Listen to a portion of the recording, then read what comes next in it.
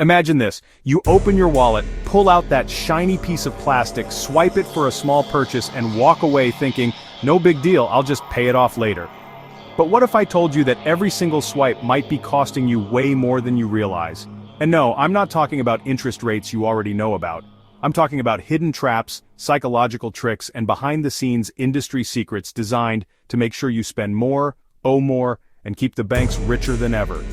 Today, we're pulling back the curtain on the dark side of credit cards, the side they don't want you to see.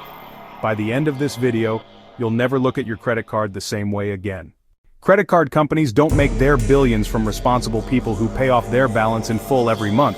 In fact, they rely on a very specific group, those who carry balances, make minimum payments, and get stuck in a cycle that feels impossible to escape.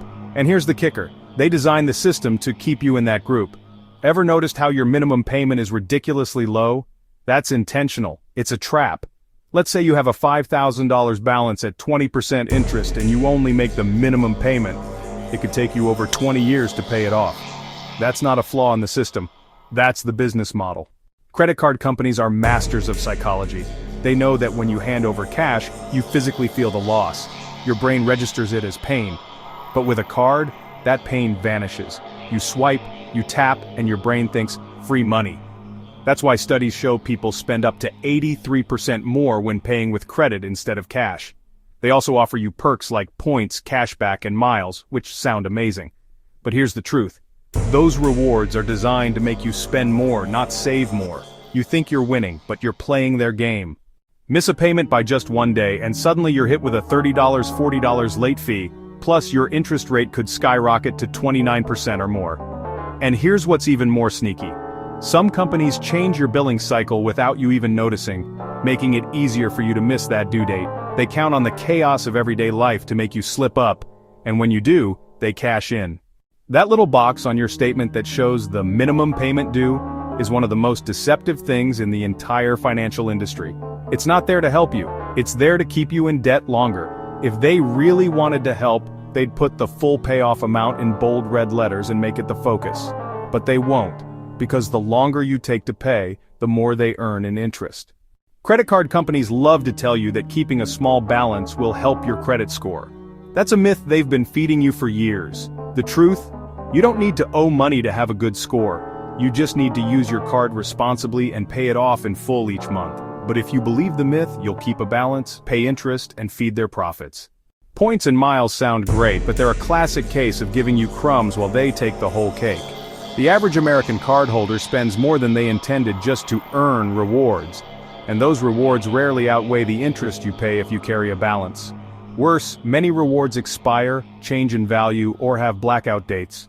Translation: you're chasing a prize that may never actually benefit you.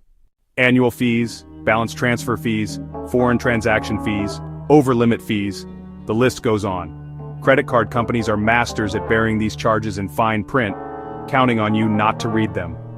Over time, these little charges can eat away at your finances without you even realizing it. Credit cards encourage instant gratification. See something you want? Swipe now, deal with it later. The problem is, later often comes with a huge price tag, literally. By the time you pay off that $1,000 TV, you might have spent $1,400 or more thanks to interest. And here's the worst part. Once you get used to buying things without feeling the pain, it's extremely hard to break the habit. If all of this sounds terrifying, don't panic. There's a way out. Step 1, stop carrying a balance. Treat your credit card like a debit card and only spend what you can pay off in full each month. Step 2, automate your payments so you never miss a due date. Step 3, cut back on unnecessary cards. Each card is just another opportunity for fees and debt. And finally, step 4, read the fine print. If a card starts charging new fees or changes terms, consider closing it.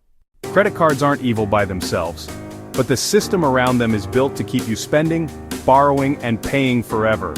The moment you understand that, you take back the power. Remember, every swipe is either a step toward your freedom or another chain locking you into their game. The choice is yours.